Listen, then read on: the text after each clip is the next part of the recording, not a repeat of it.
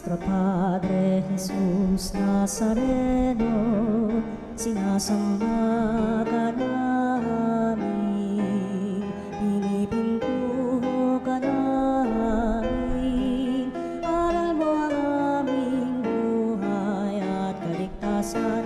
Nuestro Padre Jesús Nazareno, iligtas mo kami sa kamatayan, ang krus mong pinamatayan ay sagisag ng aming kaligtasan. Nuestro Padre Jesús Nazareno, dinarangal ka namin. Nuestro Padre Jesús Nazareno, inulwalhati ka namin.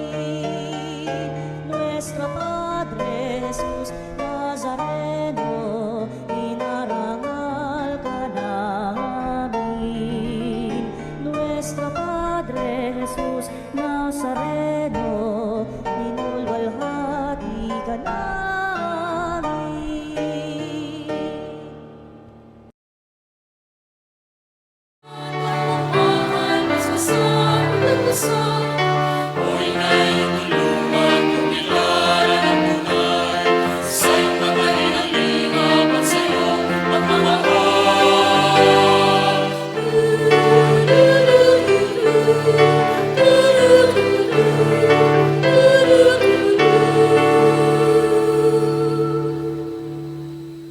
Sa ngalan ng Ama, ng Anak at ng Espiritu Santo. Amen. Sumainyo ang Panginoon. At sumainyo rin. Ngayong araw na ito ay ipinagdiriwang din po natin ang kapistahan ni San Ignacio de Loyola.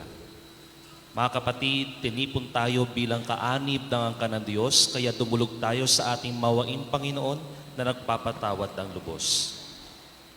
Tayong lahat po, inaamin ko sa makapangyarihan Diyos at sa inyo mga kapatid, na lubhaan kong nagkasala sa isip, salita, sa gawa, at sa aking pagkukulang. Kaya isinasamo ko sa mahal na Birhen Maria, sa lahat ng mga anghel at mga banal, at sa inyo mga kapatid, na ako'y panalangin sa Panginoong ating Diyos. Kaawaan tayo na makapangyarihan Diyos, patawarin tayo sa ating mga kasalanan, at patubayan tayo sa buhay na walang hanggan. Amen.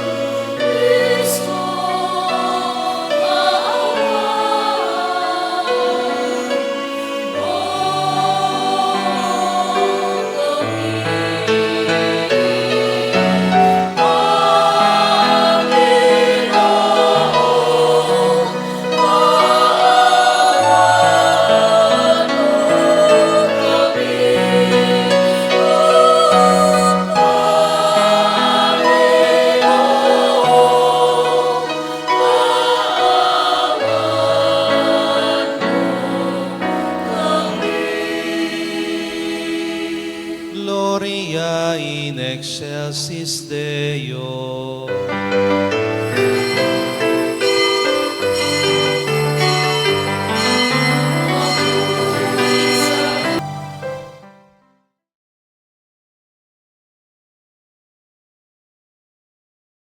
San Ignacio de Loyola, para ipalaganap sa tanan ang lalong ikadakarakila ng iyong ngalan, sa tulong niya at sa pagtulad sa kanya, sa pakikihimok dito sa lupang ibabaw, kami naway pagindapating maputungan kasama niya sa kalangitan, sa pamamagitan ng Jesucristo kasama ng Espiritu Santo magpasawalang hanggan. Amen.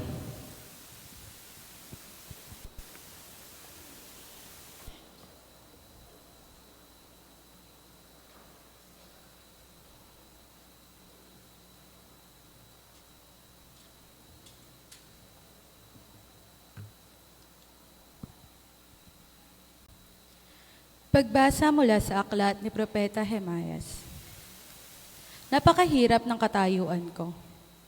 Bakit pa ba ako isinilang sa sang maliwanag? Lagi akong may kaaway at katalo sa lupain. Hindi ako nagpautang at hindi rin naman ako nangutang. Gayunman, nilalait ako ng lahat. Nagsalita ka sa akin at pinakinggan kitang mabuti. Ang mga salita mo ay aking kagalakan. Ako'y sa iyo, Panginoon, Diyos na makapangyarihan sa lahat. Hindi ko sinayang ang panahon sa pagpapasasa sa buhay, kasama ang mga ibang tao. Ni hindi ako nakigalak sa kanila.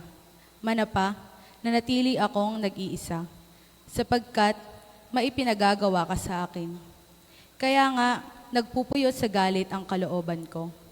Bakit hindi na natapos ang aking paghihirap? Bakit hindi na gumaling ang mga sugat ko? Talaga bang wala ng lunas ito? Wala ba akong tatanggapin kundi kabiguan? Gaya ng isang batis na natutuyo sa tag-araw. Ganito ang itinugon ng Panginoon. Kung manunumbalik ka, tatanggapin kitang muli, at ika'y muli kong gagawing alipin. Kung magsasalita ka ng mga bagay na may kabuluhan, at iiwasang sambitin ang anumang kasumpa-sumpa, gagawin uli kitang propeta. Babaling na muli sa iyo ang mga tao. Subalit, huwag kang paroroon sa kanila. Sa harapan ng mga taong ito'y gagawin kitang isang matibay na pader na tanso. Makikipaglaban sila sa iyo, ngunit hindi ka nila matatalo. Sasaiyo ako upang ika'y pangalagaan at ingatan. Ililigtas kita sa kamay ng masasama at iingatan laban sa mararahas. Ang salita ng Diyos. Salamat sa Diyos. Ang Diyos ang aking takbuhan sa araw ng kagipitan. Ang Diyos ang aking takbuhan sa araw ng kagipitan. Sa aking kaaway, iligtas mo ako, Panginoong Diyos. Ingatan mo ako pag sila'y lumusog. Sa masasamang tao, ako ay iligtas. At sa pumapatay, agawin mo ako at ipagsanggalang. Ang Diyos ang aking takbuhan sa araw ng kagipitan. Sila'y nag-aabang, pagmasdan mo yaong taong mababagsik. Nagtipot ang layon, ako'y ay ligpit. Ang dahilan nito, di dahil sa ako'y may pagkakamali o may pagkukulang na ako ang sanhi. O Diyos, masdan sila at nagdudumali. Ang Diyos ang aking takbuhan sa araw ng kagipitan. Ikaw, Panginoon, ang aking malakas na tagasanggalang. Ikaw ang buog ko at aking kublihan. Ako'y minamahal, mahal ako ng Diyos. Ako'y lalapitan upang ipamalas ang kanyang paglupig sa mga kaaway. Ang Diyos ang aking takbuhan sa araw ng kagipitan. Ngunit aawit ako, pagkat ang taglay mo'y pambihirang lakas. Sa tuwing umaga, ang awitin ko'y pag-ibig mong wagas. Ang Diyos ang aking takbuhan sa araw ng kagipitan. Pupurihin kita, tagapagtanggol ko, at aking kublihan, Diyos kong mapagmahal. Ang Diyos ang aking takbuhan sa araw ng kagipitan. Magsitayo na po tayo.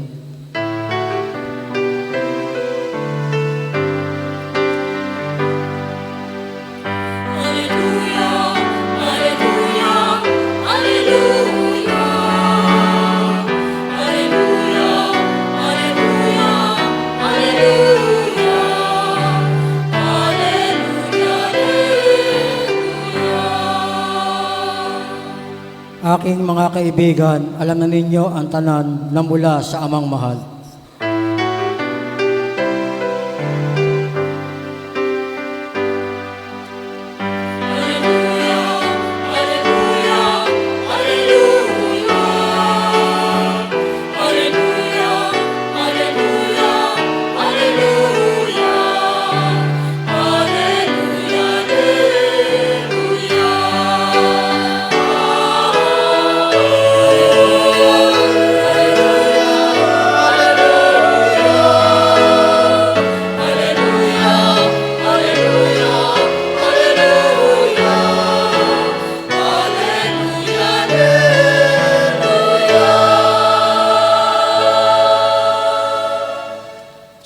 Sumainyo ang Panginoon. at sumainyo rin. Ang mabuting balita ng Panginoon ayon kay San Mateo. Papuri sa iyo, Panginoon.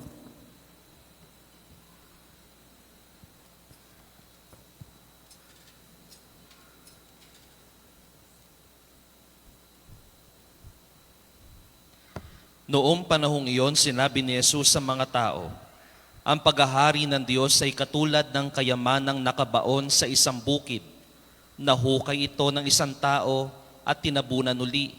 Sa laki ng tuwa, siya'y humayo at ipinagbili ang lahat ng ari-arian niya at binili ang bukid na iyon. Gayun din naman, ang paghahari ng Diyos ay katulad ito. May isang mangangalakal na naghahanap ng mamahaling perlas.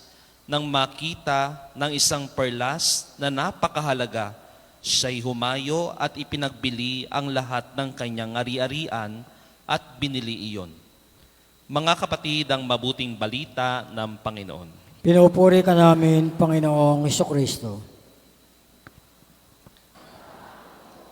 Sino po ang nakakaalam ng kantang Ating Kupong Singsing sa Kapampangan? Ating kupong singsing, metong yan timpukan, aman na ke iti, kingindong ibatan, sangkang keng sinino, king metong akaban, me walaya iti, eko amalayan, ing sukal ning lupko, susukdol kim banwa, mengurus lunggamat, baboning lamesa, inumang manakit, king singsing kong mana, kalulong puso ko, mangimuya keya. Palakpakan natin ang bawat isa. Ano po ba ang kwento ng Ating Kupong Singsing? May isang dalaga o dalagita daw na pinamanaan ng singsing ng kanyang kanununuan o ng kanyang lola. It is a priceless gift may be given to her by her mother. Akala niya, natago niya sa isang baul, pero di niya namalayan, nawawala na pala itong singsing na pinamanaan niya. Kaya she was so desperate, nananalangin siya na sana'y makita niya itong singsing na napaka-sentimental para sa kanya. Hindi po ba pag may bagay na mahalaga, lalong-lalo na kapag may sentimental value, ayaw mong i-let go ang mga bagay na ito? Cellphone man yan, pera, alahas, lalo na kung kayamanan na minana mo pa sa kanununuan mo, naku, ayaw na ayaw po na nalalaman mong nawawala na pala. Habang binabasa ko po itong ebanghelyo natin ngayon, parang napansin ko po, parang wala yatang sentimental value yung mga gamit na meron itong dalawang talinghaga na binasa natin. Because why is it so easy for them to let go sa mga bagay na meron sila nung nakita nila na may mas higit pa pala doon sa kayamanan nila? Dalawang talinghaga yung narinig natin. Maikli lamang po ang ebanghelyo natin. Unang talinghaga, may isang lalaki daw na habang naguhukay daw siya, ay may nakita siyang kayamanan doon sa lupa. Anong ginawa niya? Umuwi siya sa kanyang bahay at ibinenta ang lahat ng kanyang ari-arian. Noong binenta niya yung mga ari-arian niya, bumalik siya doon sa lupang iyon at binili niya yung lupang iyon na may laman na mga kayamanan. Bakit ang dali na mag-let go sa mga bagay na meron siya? Makakita lang siya ng isang kayamanan. Pangalawang talinghaga, may isang tao daw na naghahanap ng mga perlas. Nang makita niya itong nagniningning na perlas, kakaiba, umuwi siya sa kanila at ibinenta ang kanyang mga ari-arian. At binili niya yung perlas na yun. Why is it so easy for them to let go? Wala bang sentimental value ang mga bagay na meron sila? Kaya nga po, habang paulit-ulit kong binabasa itong ebanghelyo natin, ito lamang siguro ang na-realize ko. I realize that sometimes, masyado na tayong nakatuon sa pansin, sa sakit ng kawalan. Masakit ang mawala. Masakit ang mag-let go. That we forget to see the picture of joy, of the joy in letting in. Masakit ang mag-let go, pero may tuwa rin pala kapag may pumapasok sa iyo. We forget to see the joy of letting in, ang kasiyahan ng pagtanggap. Oo, totoo, masakit po ang mawalan, pero hindi ibig sabihin doon humihinto ang buhay. Magsakit ang mawawala, pero may makakamtan ka pang mas mahalaga at mas masaya sa buhay. Bakit hindi na lamang po natin tignan ang mga OFWs, ang mga nagtatrabaho sa ibang bansa? Hindi po ba karanasan nila ang mawalan? Mawalan ng oras sa totoong pamilya. Mawalan ng kalinga sa totoong pamilya. Pero hindi ibig sabihin na doon lamang nakatuon yung pansin nila sa sakit ng kawalan, kundi meron din silang nakakamtan. Gusto nilang maging maganda ang buhay nila. At totoo naman, maraming pamilya ang umahahon sa kahirapan. Ako naman bilang isang pari, iniiwan ko ang buhay ng isang pamilya. At kahit ilang months o isang taon lang, iiwan ko rin ang parokya. May lungkot, pero hindi natatapos doon ang istorya ng buhay. Patuloy pa rin at may makikita ka pa rin saya at tuwa. Gayun din ang kwento ni San Ignacio de Loyola. Linet go po niya ang kayamanang meron siya. Pangarap din po niyang maging sundalo, pero linet go niya rin yun. He let go and let God. Naging pari. Naging pari at hindi lang pari, kundi isang magaling na pari. Marami po siyang na-introduce ng mga spirituality at marami siyang natulungan dahil dito. In the end, may we focus not on the pain of letting go, but on the joy of letting in. The joy of letting God in our lives. May we find joy in letting in. May we find joy in letting go. And may we let God be in our lives now and forever. Amen. Magsitayo po tayong lahat.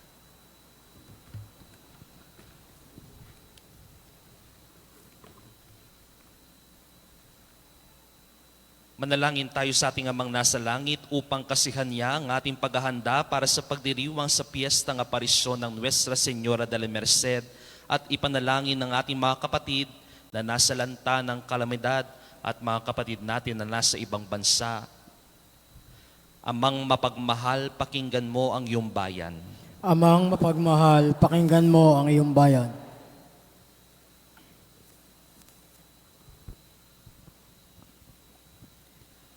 Ang Santo Papa at mga obispo, naway magabayan at maliwanagan ng karunungan ng Ebanghelyo. Manalangin tayo sa Panginoon. Amang mapagmahal, pakinggan mo ang iyong bayan.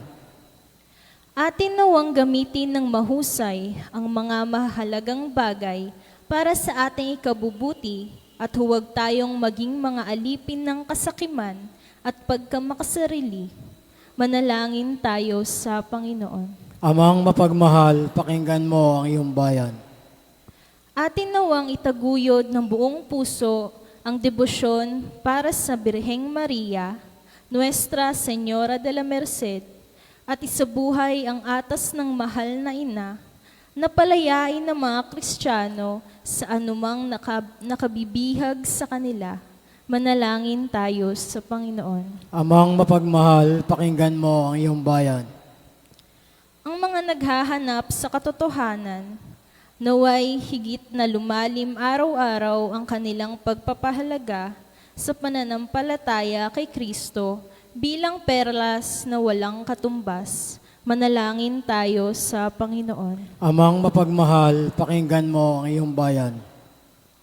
Ang mga may sakit at mga nag-aaruga sa kanila, naway mabiyayaan sa kanilang mga pagsasakripisyo. Manalangin tayo sa Panginoon. Amang mapagmahal, pakinggan mo ang iyong bayan. Ang mga namatay na sa buhay na ito, naway mamahinga sa walang hanggang kapayapaan. Manalangin tayo sa Panginoon. Amang mapagmahal, pakinggan mo ang iyong bayan. Sa katahimikan, idulog po natin ang ating mga personal na kahilingan sa ating Panginoon.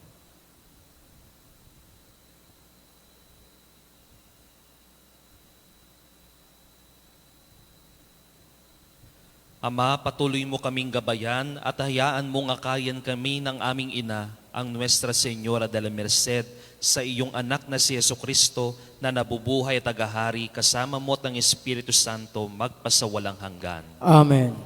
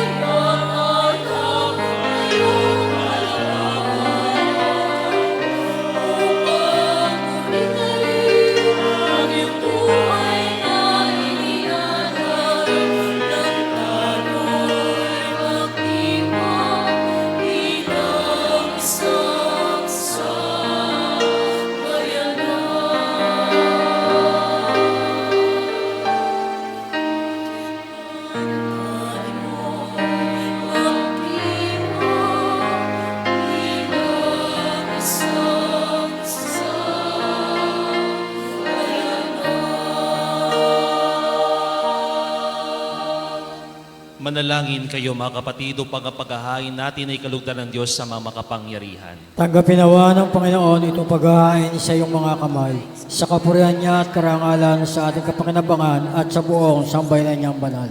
Ama naming lumikha, maging kalugod-lugod nawa ang mga alay na aming inihahain ngayon si San Ignacio de Loyola ay ginugunita namin sa itinatag mong pagdiriwang na siyang batis ng tanang kabanalan, mangyari nawang kami maging banal sa katotohanan sa pamamagitan ng Jesucristo kasama ng Espiritu Santo magpasawalang hanggan. Amen. Sumainyo ang Panginoon. At sumayin niyo rin. Itaas sa Diyos ang inyong puso at diwa. Itinaas na namin sa Panginoon. Pasalamatan natin ang Panginoong ating Diyos. Marapat na siya ay pasalamatan. Ama namin makapangyarihan, tunay nga marapat na ikaw ay aming pasalamatan sa pamamagitan ng Jesucristo na aming Panginoon. Ngayong si San Ignacio de Loyola ay pinararangalan sa pamumuhay niyang totoong uliran at pagiging maaasahan sa panunungkulan, kaya't si Jesucristo na maaasahan sa katapatan ay inihahayag sa pangangasiwas sambayanan. Ang malasakit ng mga ulirang tagapangasiwa noon ay nagpapatuloy magpahanggang ngayon sa mga panalangin kanilang iniuukol. Kaisa ng sambayan ng mong dito'y nagtitipon, kaya kaisa ng mga anghel na nagsisiawit ng papuri sa iyo na walang umpay sa kalangitan, kami nagbubunyi sa iyong kadakilaan.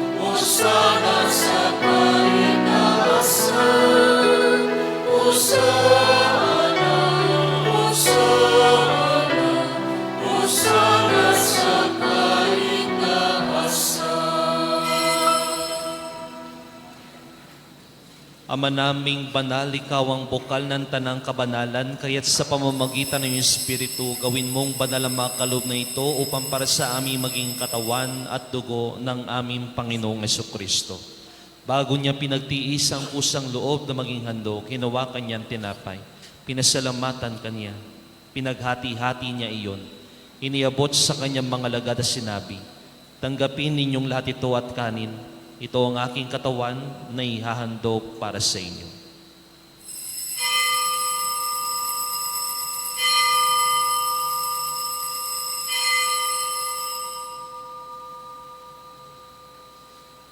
Gayon din naman na matapos ang hapunan, hinawakan niya ang kalis.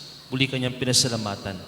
Iniabot niya ang kalis sa kanyang mga lagad at sinabi, tanggapin ninyong lahat ito at inumin. Ito ang kalis ng aking dugo, ng bago at walang hanggang tipan. Ang aking dugo na ibubuhos para sa inyo at para sa lahat, sa ikapagpapatawad ng mga kasalanan. Gawin ninyo ito sa pag-alala sa akin.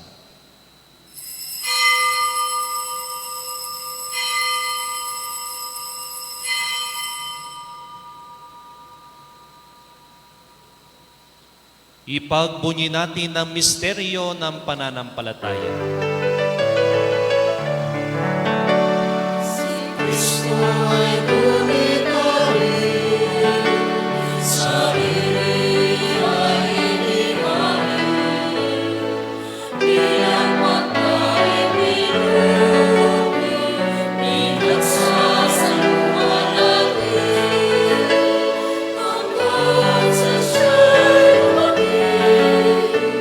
Hanggang sa siya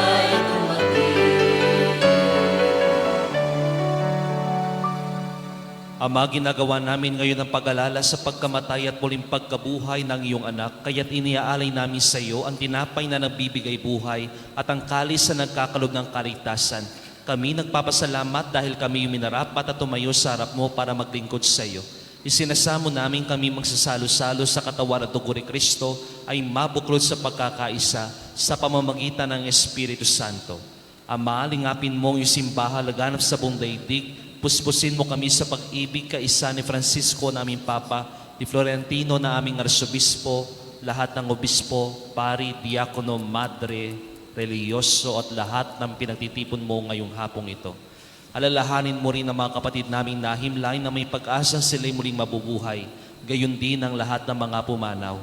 Kaawan mo sila at patuloyin sa iyong kaliwanagan, kaawan mo at pagindapatin kaming lahat na makasalo sa iyong buhay na walang wakas, kaisa ng mahal na Birhen Maria, ang Nuestra Señora de la Merced, ni San Jose ang kanyang kalinis-linisang esposo, kaisa ng mga apostol, ni San Pedro Nolasco, San Raimundo de Peñafort, San Ignacio de Loyola, at lahat ng mga banal na namuhay dito sa daigdig ng kalugulugod sa iyo. May pagdiwang nawa namin ang papupuri sa ikararangal mo sa pamamagitan ng iyong anak na aming Panginoong Jesucristo.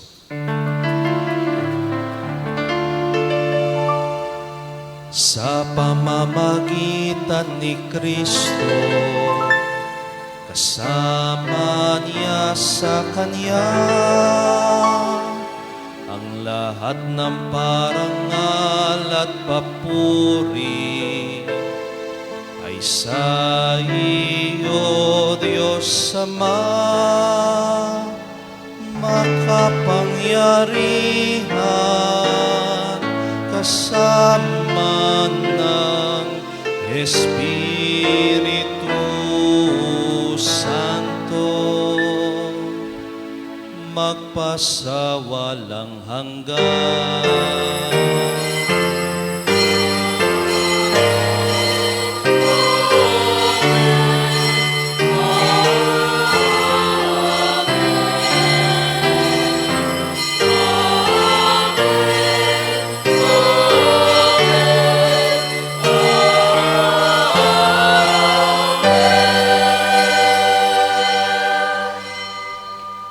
Bilang isang pamilya ng Diyos, tayo po lahat ay manalangin sa turo ni Jesus sa atin.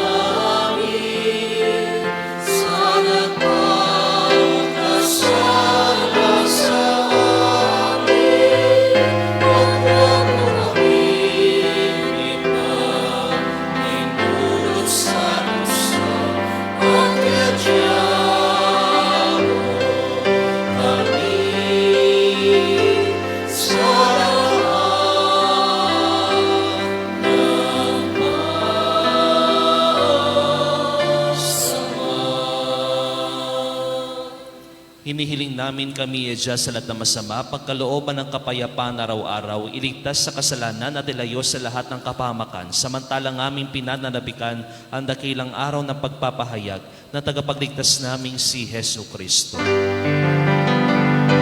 Sapagkat iyong ang kaharian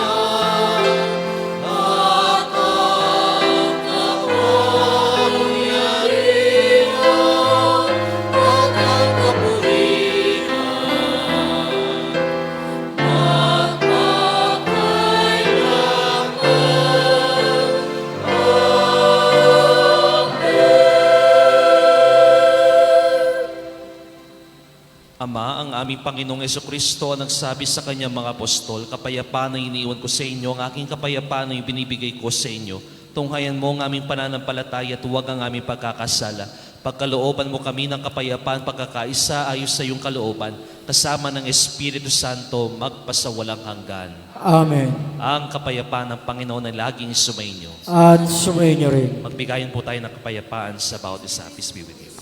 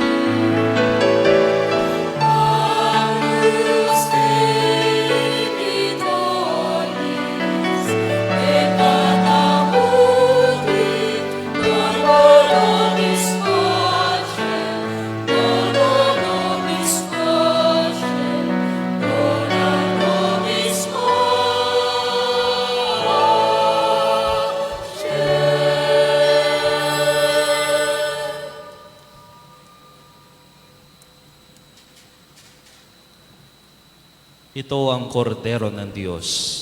Ito ang nag-aalis ng mga kasalanan sa libutan. Mapalad tayong mga inanyayahan sa kanyang banal na hapunan.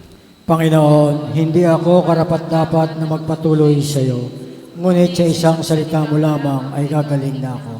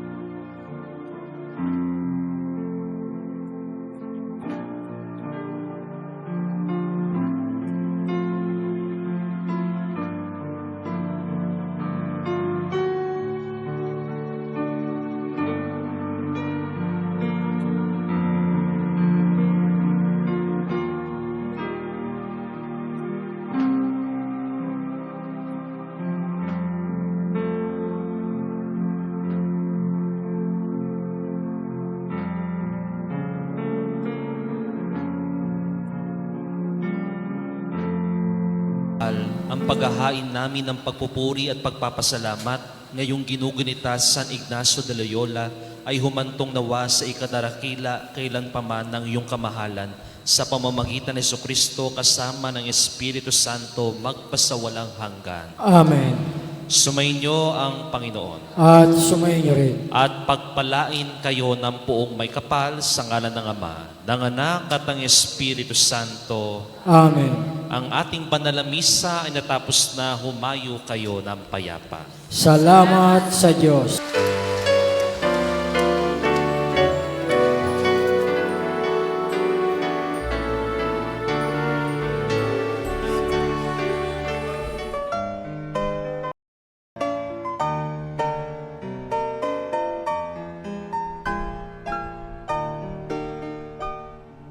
Nuestro Padre Jesús Nazareno, sinasamba ka namin, pinipintuho ka namin, aral mo ang aming buhay at kaligtasan.